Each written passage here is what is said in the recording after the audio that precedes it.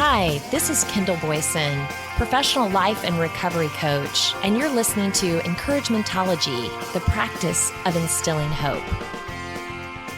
Hi there. Thanks for joining me. On this show, we'll be writing the script, marking the stage, and preparing for our close-ups as we take charge of directing and starring in our own blockbusters, our desired lives. Picture it. The musical score warms up the scene. Opening credits are scrolling. The viewer is engaged and trying to anticipate the beginning and where it will go. Will they be rocked and soothed with a heartwarming saga, or shocked and moved to the edge of their seats with an unpredictable thriller? You choose, because you're in charge of this story and how people perceive it. Wouldn't that be liberating? A chance to rewrite some darker times? The ones that didn't turn out as we planned or expected. Or the ability to pin the future full of possibilities. Don't forget our starring role, the lead character in this blockbuster. Will we be one of those characters that everyone falls in love with, who they'll champion and cheer for, or the reclusive and misunderstood they'll spend the entire picture trying to figure out? Acting. Sure, but this is your life and your story. Have you ever really stopped and stepped back to take it all in? So many times we get stuck in our more challenging scenes. We let those difficult chapters of our lives shape and mold our characters, making it hard to pivot and come out a hero or a heroine. You don't understand. I could have had class. I could have been a contender. I could have been somebody. Instead of a bum, which is what I am. Let's face it. But imagine the boos you would get and the tickets you would have to refund if you left this character at the end of their rope. Perseverance, coming back harder, reinventing and reshaping the story to strive for more.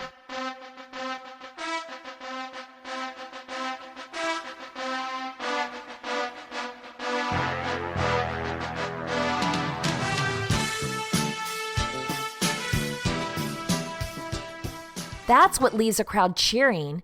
But don't forget, after the applause dies down, the fans leave, the staff comes to clear the popcorn and forgotten personal items, there's just you and your life. This could be fun and a worthwhile exercise, thinking of our lives as a motion picture, picking our supporting characters, designing the scene, choreographing the lighting, music, and visual effects. It gives us that vantage point that is so important to frame things in the bigger picture. I mean, what does that even mean? It means gaining perspective. We can make small things into mountains and miss really important details that can rob us of our happiness, all because we can't see how this event fits into the bigger picture.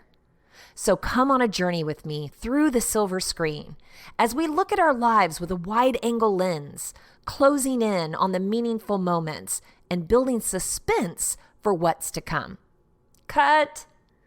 The beauty of being the director and the screenwriter is that you have the option of changing your mind and doing a rewrite. Strengthen your character's resolve, influencing the story with more compassion or grit, and for goodness sake, don't inspect the basement.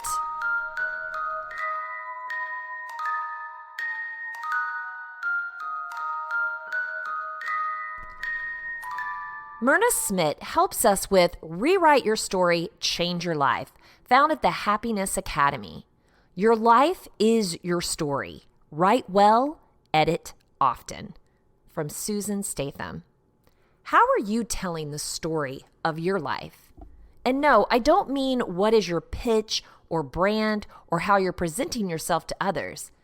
I mean, how are you telling your story to yourself? Who are you? What is your life all about? What's the main theme? What are the most important events and elements? Your life story is not a biography of the facts and events of your life. Instead, it's the way in which you integrate those facts and events internally, the way you make sense out of them. How do you make choices of what counts as important? How do you connect these things together and make meaning out of them? Such a narrative of your life becomes a strong part of your identity. What do your choices on what to include in it and how to tell it to others tell about yourself? A life story doesn't just say what happened. It also says why it was important, what it means to you, who did you become through it, and what is next for you. Once you tell your story to yourself or write it, you'll understand so many things about yourself. You can explore it through many questions and perspectives. Are you empowering yourself through your story, or are you a victim of the circumstances? Is life a struggle or an adventure? Do things happen for a reason? Are you expecting the best or worst to happen next? What is the meaning and purpose of life? What really matters in life? What is the purpose of your life? Is the world a safe place, and can we trust others? Do you sense trust from the words you use when telling your story, or is there anxiety and fear coming through? How do you treat others? Are you kind? Can you trust them? Do you feel safe? Can you be open and authentic? How happy are you? How do you measure happiness and success? How do you build up your happiness? Why is life giving us challenges? And how do these challenges impact your life? What is the main tone and theme of your story? Think about the soundtrack. What would fit in? What would be the title of a movie or book made about your story? And probably the most important question, do you want to keep your story or do you want to change it? Does it work for you, or perhaps rewriting it could make you happier and more empowered? Do you know that what is my story might be the single most important question you can ask yourself?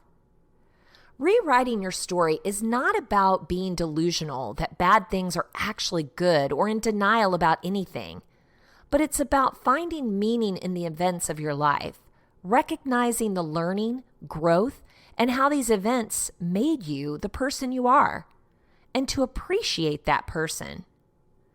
Our story is the lens through which we view life's events, our goals, and our relationships with others. We might not always be the captains of our lives, but we're fully in ownership of the story of our lives. If there's anything about your story that you're not sure about or that remains unclear, it might be time to clarify it and perhaps rewrite it. So, ready to explore the rewrite of your story? Find a quiet and cozy place, and let's start. Number 1, sit quietly and close your eyes. Think back to your childhood. Start from as early as you remember and just let memories flow for a couple of minutes. Try to remember as vivid details as you can. Try to make it tangible and sensory, but don't get stuck on a single memory. Instead, keep on moving throughout your story. Number 2, write down the story of your life, mentioning the most meaningful moments. It could be events, relationships with a person, or something that you noticed or learned about yourself and your world. Something that shifted your beliefs and perhaps even your sense of identity. Anything that caused the course of your life to develop in the way that it is today. Do this within 15 to 20 minutes and not more than a couple of pages. Number 3, discover the theme of your story. Read your story. Notice what are the most common verbs and themes that show up in your story. Circle down the main powerful words, emotions, and action verbs. Number 4, give it a name. If this was a book or a movie, what would be the name of this story? Don't give it a name that you like or desire, but one that matches the story that you wrote and read. Number 5, change your theme. What theme would you like your story to have? What movie or book title would be the desired one? What is the theme that feels inspiring or powerful to you? Write this new theme and title down. Number 6, rewrite your story. Take a limited time of 15 to 20 minutes and a max of 2 pages of empty paper and rewrite your story from a perspective of a new theme. Don't hide or lie about anything. Just try to see it from a different perspective. For example, if your new perspective would be life is an exciting adventure, keep on asking yourself, if life is an exciting adventure, what did this event mean in my life? Number 7, let it rest. Then rewrite it again. Put the new story aside for a couple of days, then get back to it and read the next story again. Go through the whole process again and keep on adjusting it in ways that feel empowering, yet real and honest to your own story. Remember, enjoy the process. This is about reinventing yourself and taking back the power over your life. It can be challenging, but it's also a beautiful process worthy of enjoying. Owning our story and creating it into a story that is meaningful and powerful and yet authentic for us is probably the most powerful thing that one can do for their own happiness, life satisfaction, but also a sense of meaning and positive relationship with yourself. I grew up wanting to be an actress. Well, a movie star, really.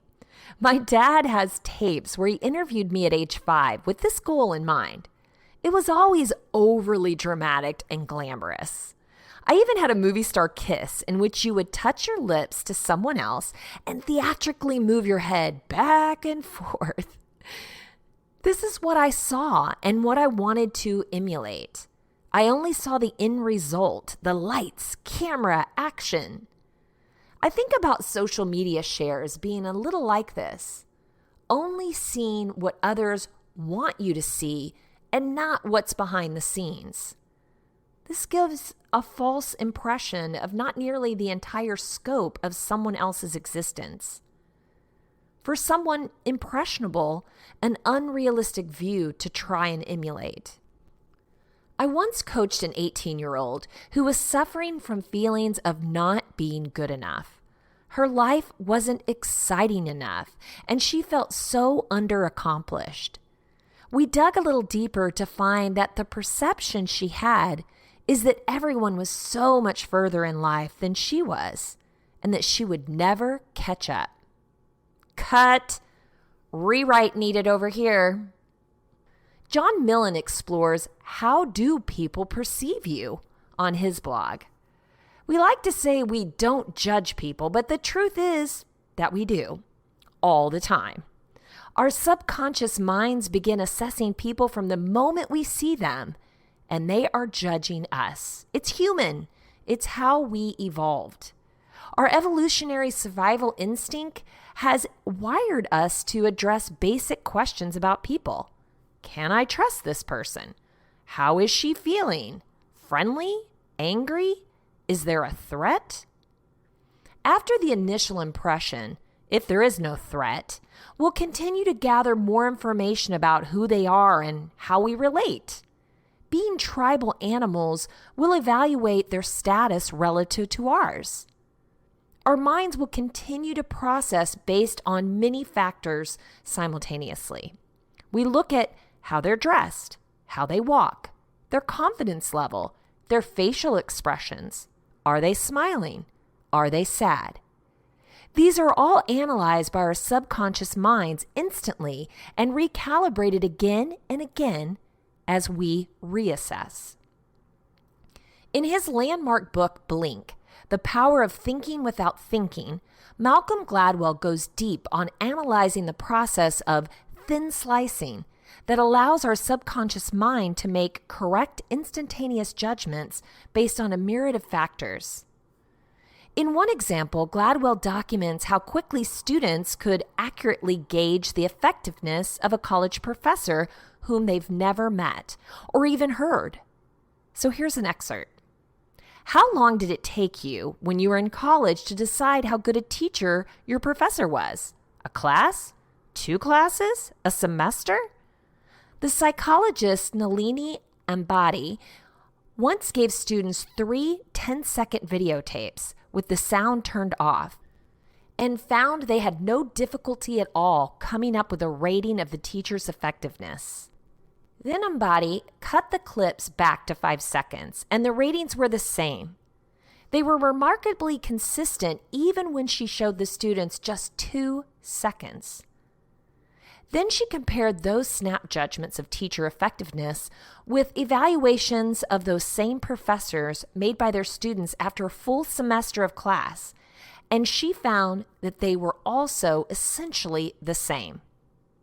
A person watching a silent 2-second video clip of a teacher he or she has never met will reach conclusions about how good the teacher is that are very similar to those of a student who has sat in the teacher's class for an entire semester. That's the power of the adaptive unconscious.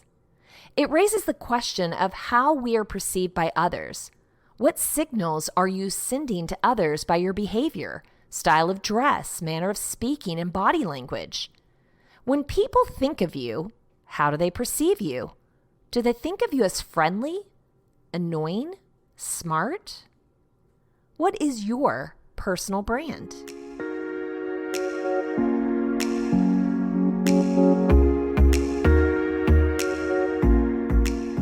The words that they use to describe you are a good indication of your personal brand, their perception of your reputation. This is important because people's perception of you is reality. If they believe you're selfish, then they will assume every word you say and everything you do is to benefit you and no one else. During a recent keynote talk on leader communication, the audience was asked to write down 3 adjectives that others would use to describe them. On the slide, there were 2 columns of positive words such as trustworthy, energetic, and capable, and another 2 columns listing more negative words like belligerent, greedy, and secretive. It's no surprise the audience tended to choose from the more positive words. Then a volunteer was chosen from the audience who had to be okay with being talked about by audience members. A tall, well-dressed woman came forward, and someone at her table who had just met her was asked to give 3 adjectives to describe her. Someone else who'd known her for years was asked to do the same. Then the woman gave 3 words she thought people would use to describe her. All 3 were quite different. This is the perception gap, the difference between how we perceive ourselves and how others really perceive us. During these workshops, the business people were asked to take the 3 adjectives and test them with friends, family, and business associates to see if their perception is still on mark. Through follow-up emails, it's known that for many people, it can be a revelation. Other people think of them much differently than they think of themselves. This simple exercise is one small step in the process of understanding people's perception of you, your personal brand. For leaders, this can be a critical success factor. Try this. What words describe you?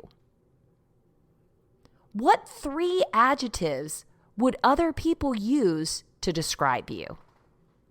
Are they the 3 you want to describe you? Are they consistent with how you intend to project yourself? Give it a try. Ask others you trust the 3 words they use to describe you. For the best results, ask friends, neutral people, and even possible adversaries what adjectives they would use. Anyone who has met me would describe me as outgoing. People who really know me would say I talk a lot. And people who really, really know me would tell you that I'm compassionate and kind. Interesting. All are true, but we have our surface level perception, then mid-level, and then a little more exposure, and there's our core, the real us. Behind the scenes, when the makeup comes off and the stage lights are out, an intimate portrait of our true nature. It's difficult to let our true nature come through when we're held hostage by our past narrative. Dr. Benjamin Hardy helps us with how to rewrite your past narrative, found at psychologytoday.com. Your past has subjective meaning if you reframe it. According to the theory of narrative identity developed by scholar and researcher Dr. Dan McAdams, we form our identity by integrating our life experiences into an internalized, evolving story of ourselves, which gives a sense of unity and purpose to our lives. This life narrative integrates our reconstructed past, perceived present, and imagined future. All three coexist at the same time. Hence, from an experiential standpoint, the past, present, and future are not separate and linear, but holistic and co-occurring. Your past, present, and future are all happening right now, at least in your mind. As American writer and Nobel Prize laureate William Faulkner famously put it, the past is never dead. It's not even past. When you change the meaning and narrative of your past, you simultaneously change the narrative of your present and future, and vice versa. Changing the narrative of your present and future simultaneously alters the meaning or narrative of your past. The story we hold of ourselves is continually evolving and changing based on the experiences we're having. No, the facts about your past can't change, but the story you tell yourself about them absolutely can change. Unfortunately, most people are not strategic about their narrative identity. They aren't conscious of the meaning-making process that instinctively go through in their day-to-day life, and as a result, they often shape limiting stories based on the emotions they're experiencing. Your entire identity and view of the world is a meaning, a story. Here are some questions to ask yourself. Is this story serving you? Is this story what you want to tell? The story you have in your mind about the world at large and yourself as an individual is far from objective. Chances are, much of who you believe you are is based on stories that you tell yourself that have come from experiences in your past, potentially traumatic experiences, wherein you didn't or haven't had an empathetic witness help you to positively and powerfully reframe those experiences. A fundamental aspect of reframing the past is to shift what was formerly seen as a negative experience into a positive one.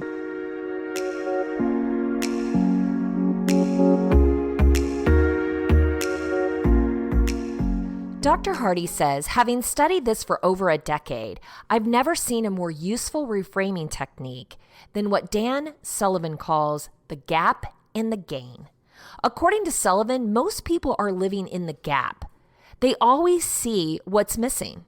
For example, I could get my daughter a candy bar on my way home from work, and when I give it to her, she might say, "You didn't get the one I like." That's the gap. My daughter didn't notice or appreciate the fact that I went out of my way to get her a gift, or that she got a candy bar, or that she got a treat that she wasn't expecting. She only noticed that the thing wasn't what it could have been. She didn't realize that she just gained something. She only saw the gap. Most people live their entire lives in the gap. Dan teaches his entrepreneurs instead to live in the gain. This is actually quite simple. Rather than measuring yourself against your ideals, you measure yourself against where you were before. This is very effective for goal setting. Most people don't like goals because it's emotionally difficult to deal with failure. It also turns out that succeeding or reaching your goals is often a letdown. But these emotional problems are not inherent problems with the goal setting or imagination, but rather about focusing on the wrong thing. Fundamentally, these emotional problems are occurring due to unintelligent meaning-making and narrative construction. When you get emotionally attached to outcomes, you're living in the gap. When you live in the gain, then all you see is the progress. What you focus on expands. This is important to how your brain works. When you create meaning, then you create a lens through which you see the world. Psychologists call this selective attention. We selectively notice or pay attention to things that matter to us, things which are relevant to our narrative. Our brain ignores information that doesn't fit with our narrative. For instance, when you buy a new car, let's say a Tesla, you start to see Teslas everywhere on the road. The reason you didn't see Teslas before buying yours is that Tesla wasn't relative to your narrative. But once they become meaningful and a part of how you see yourself and the world, then you see them. Selective attention is why Sullivan's concept of the gap and the gain is so important. When you live in the gap, as most people do, then all you see is what is lacking in yourself, others, and the world at large. When you're in the gap, you could be a billionaire, but not be happy. All your brain sees is what's missing. Being in the gap also makes you the victim of your past. The past of some experiences is causing you to be the way you are. Psychologists have found that when people view themselves as depressed, then they don't notice or pay attention to the several intermittent moments throughout a given day when they're feeling good. Additionally, when you view yourself as depressed, then the only memories that easily come to mind are those which align with your current viewpoints. The whole past becomes colored by your present identity. What once may have been good experiences are tainted by your current narrative. Shifting to the gain not only allows you to see your depression differently, but it also allows you to see all the moments when you truly weren't depressed. You can become more mindful of your past. You can see that, indeed, there were many previous experiences where you weren't feeling depressed. You can then start to focus on those experiences more. But when you shift your focus into the gain, all you see is benefits, even if you didn't exactly reach your goal. This is fundamental to reframing your past. Think about your past for a minute. Think about all the areas where you see gaps or negatives. How could you reframe the meaning of those experiences? How could you turn your gaps into gains? This is how you strategically remember your experiences. You remember your past intentionally, not reactively. You are the one who assigns meaning to your experiences. You're the one formulating the story. So how could you shift the gaps of your past to gains? How could you turn the traumatic experience from PTSD to post-traumatic growth? What good has come from your experiences? Remember, meaning making is all about assigning cause and effect, shaping the bigger picture, and shaping your identity. Remembering the past is about changing the cause of the events, altering your view of reality, and altering your view of yourself. Russell Wayne Baker was a highly regarded and famous American journalist, narrator, and author of Pulitzer Prize-winning autobiography. The thing about that autobiography, though, is that it was originally rejected by publishers as uninteresting. In response to having his story rejected, he told his wife, I am now going upstairs to invent the story of my life. The result was the Pulitzer Prize-winning bestseller, Growing Up. The truth is, this reinvented version of his story was no less true than the original version he wrote. Because the past, like the future, is a story we make up, Dr. Gordon Livingston said, each of us have similar latitude in how we interpret our own histories. We have the power to idealize or denigrate those characters that inhabit our life stories. We just need to experience both alternatives as reflections of our current need to see ourselves in certain ways, and to realize that we are all able to color our past either happy or sad. At this point, it's your job to completely reshape your past narrative. The first step is shifting from the gap to the gain, and here's how to do it. Step 1. Think about 3 to 5 key experiences that you feel have negatively impacted your life. Step 2. List all the benefits or opportunities or learning that has come from those 3 to 5 experiences. Number 3. Think about your current view of the cause of those experiences. Then rethink the cause. Is it possible that there's more to what happened than you initially thought? What would it mean if something else caused this event? Step 4. Think about how these experiences have shaped your view of life and/or the world. Then, rethink your view of life and the world. If you looked at this event differently, how would that change how you view life? How would it change how you feel about other people? Step 5. Think about how these experiences have shaped your identity and how you view yourself. Then, rethink your identity. Focus on the gains, not the gaps. How have you grown because of these experiences? What strengths or opportunities have come because you went through this? Why is your future going to be different because you've been through this? What are you committed to doing and being because of what you've learned? Unlike a book put to print or a movie in the can, your story is still evolving, and you don't have to complete the ending with the information that you have today. But let's humor ourselves.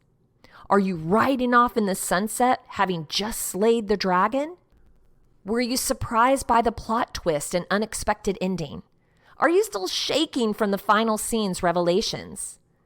Like the popular Netflix miniseries, our plot can be ever-changing with the saga moving into multiple seasons. Everyone's still engaged, back to the writer's table for another all-nighter. We just got picked up for yet another season. Beth Gray leads us in imagining your desired life, how to create it, found on her blog.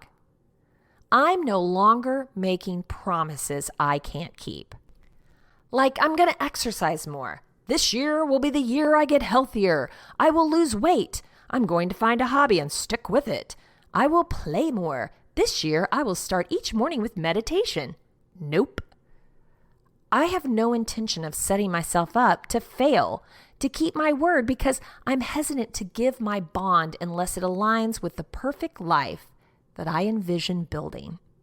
Instead, spend time staring at your vision board, asking yourself whether it continues to represent your perfect life. I invite you to imagine your desired life, the one where you're thriving, aligned, and connected with what you want.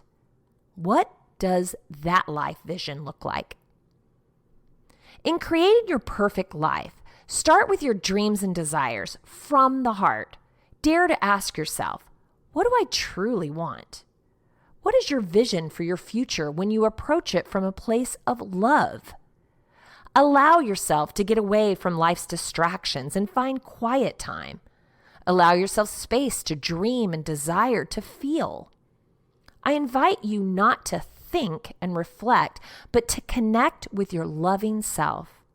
This is not the time for defining your dreams, but just allowing yourself to sense and to feel into them. If you allowed yourself to want the very best for yourself, knowing all of your strengths and weaknesses and capabilities, what would you request? Even with tough love, knowing that you need to stretch and grow into this future, what do you desire? Can you connect with your purpose?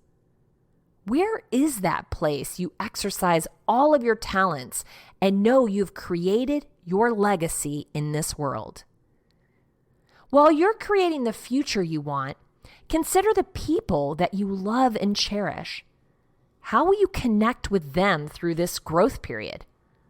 What does loving them look like on your journey?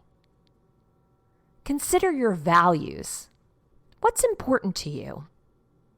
Your values inform your thoughts, words, plans, and actions. Most important of all, they let you know what's truly important to you. You prioritize your dreams when they align with your values.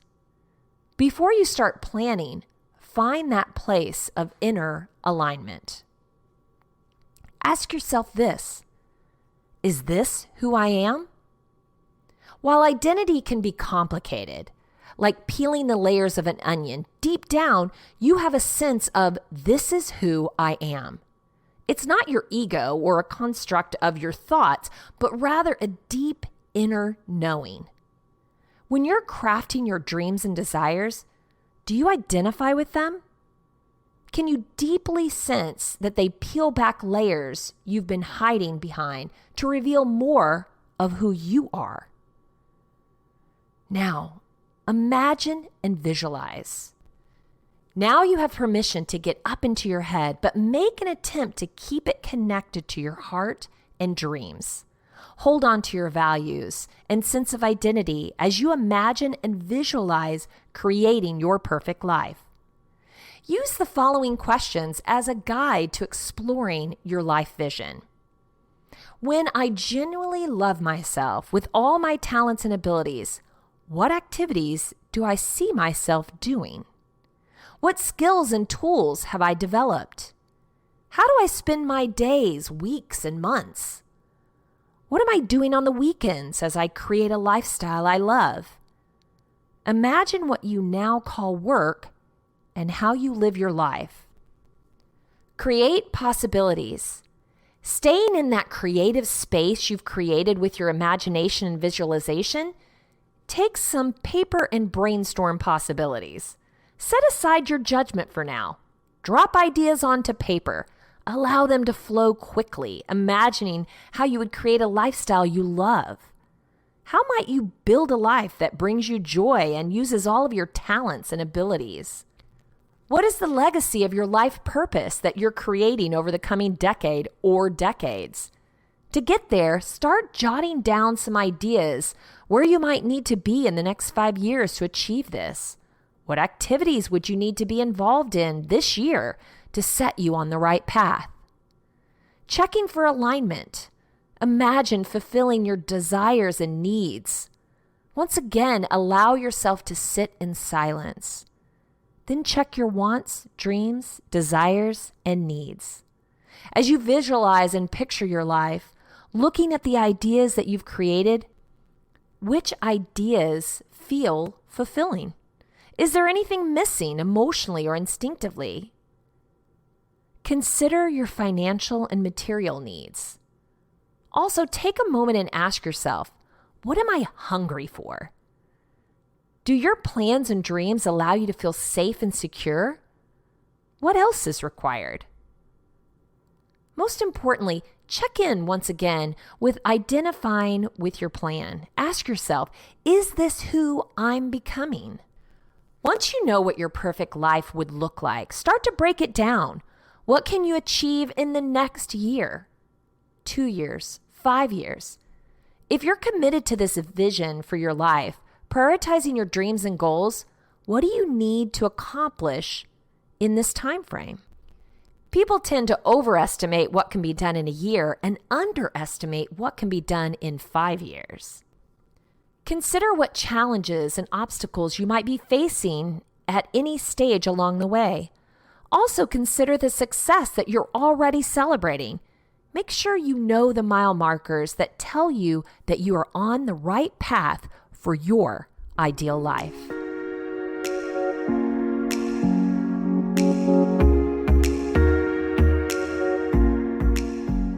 If you want to share encouragementology with a friend who needs to know they are not alone in this journey of self-discovery, you can visit encouragementology.com or anywhere you stream your content to receive this episode and all others. Follow us on Facebook for additional encouragement throughout the week. So I challenge you, refocus on the bigger picture, your desired life. You have the opportunity to write and rewrite your story since you're continually growing and evolving. When you're ready for your close-up, take a breath and smile. You deserve this moment. I know you can do it.